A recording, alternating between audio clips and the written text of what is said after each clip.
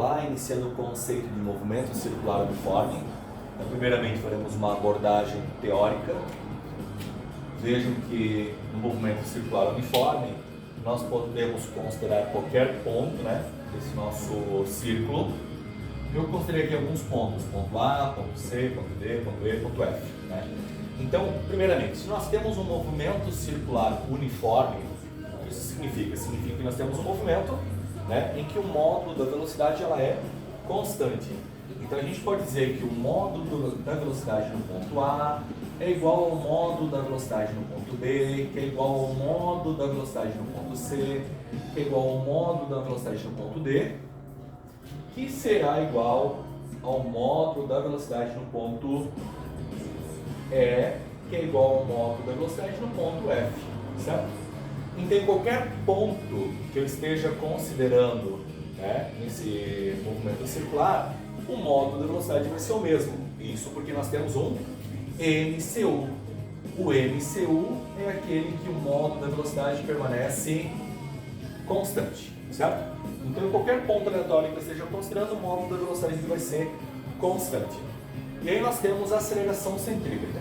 A aceleração centrípeta, que é o vetor que aponta para o centro da trajetória circular, certo? E a aceleração centrípeta, em qualquer ponto que eu esteja considerando, ela também será constante. Então, a aceleração centrípeta no ponto A igual a aceleração centrípeta no ponto B, que é igual a aceleração centrípeta no ponto C, que é igual a aceleração centrípeta no ponto D. Vamos arrumar aqui, né? Aceleração centrípeta no ponto C, aceleração centrípeta no ponto B, que é igual a aceleração centrípeta lá no ponto E, que é igual a aceleração centrípeta no ponto F. Então a aceleração centrípeta também será constante, né? No movimento circular a aceleração centrípeta sempre é constante e ela está apontando para o centro.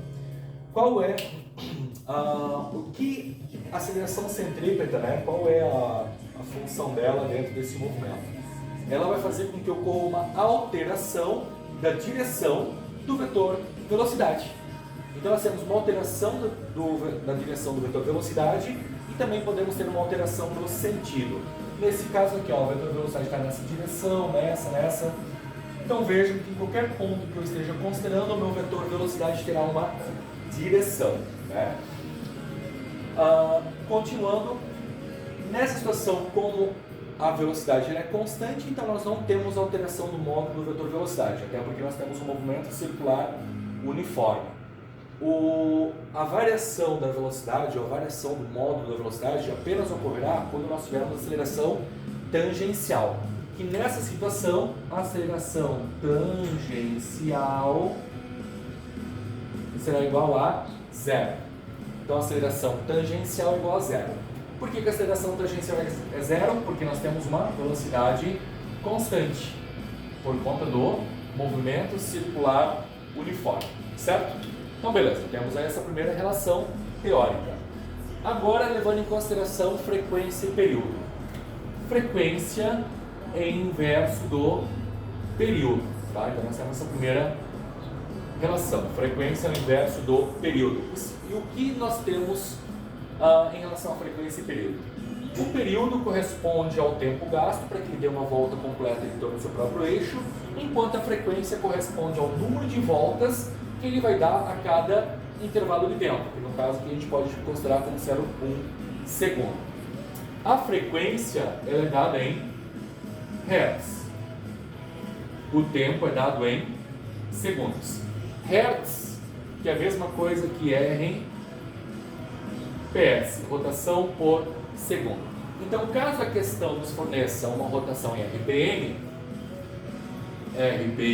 em RPS, o que nós faremos? Dividimos por 60. RPS para RPM, multiplicamos por 60. Essa é a relação. Então, se nós tivermos, por exemplo, 60 RPM, isso é igual a 1 RPS. Lembrando que RPS é a mesma coisa que Hertz. Hz é Hertz. Então, Hz é Hertz. Então tá, estabelecemos uma relação para frequência, para período. E caso eu queira calcular a aceleração centrípeta, a aceleração centrípeta é v ao quadrado sobre raio.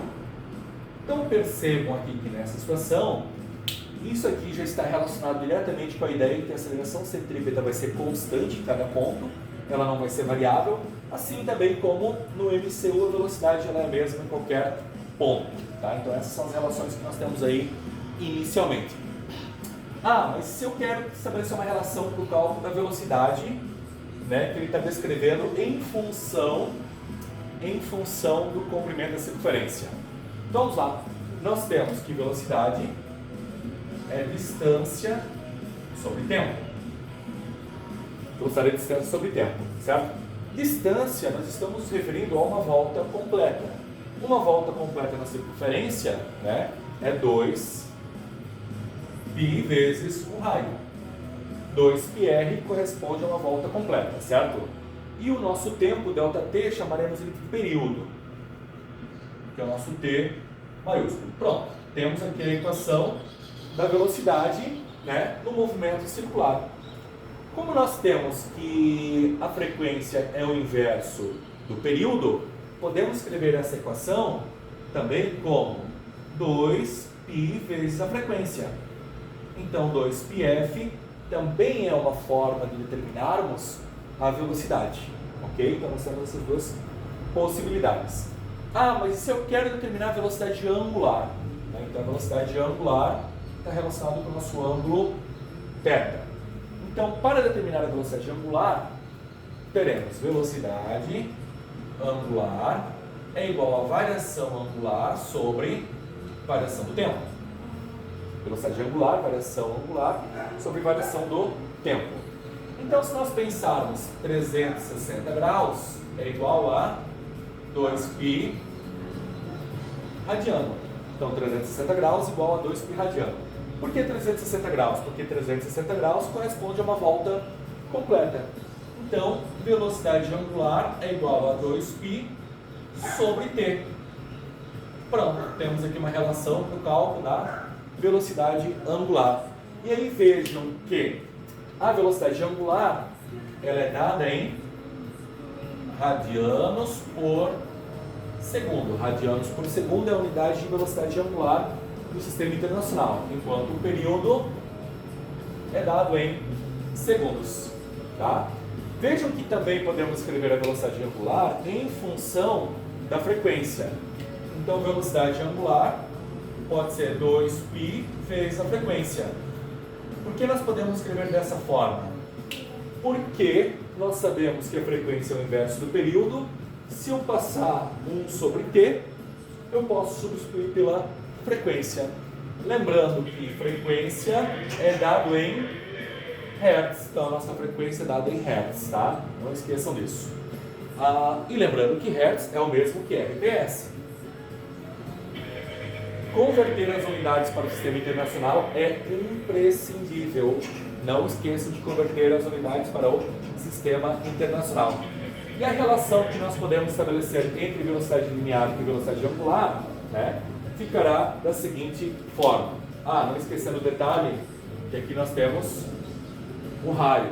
Né? Arrumem isso aqui, nós temos o raio também, né, porque eu simplesmente passei aqui 1 sobre t, substitui pela frequência e o raio permanece. Tá? Então, estabelecendo uma relação entre velocidade linear e velocidade angular, podemos escrever da seguinte forma.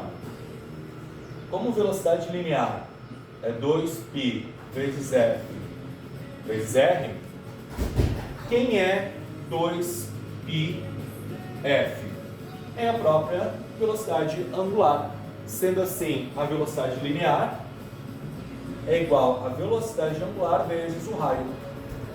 Então pronto, estabelecemos aí uma relação para todas as nossas equações do movimento circular uniforme. Lembrando que velocidade é dado em metros por segundo, né? Conversão de metros por segundo para quilômetros por hora, ou quilômetros por hora para metros por segundo, divide lá pelo 3,6, né? Aqui nós temos radianos por segundo E aqui nós temos metros. Então essas são as unidades que nós teremos que levar em consideração, né, nos nossos cálculos, tá bom? Ok?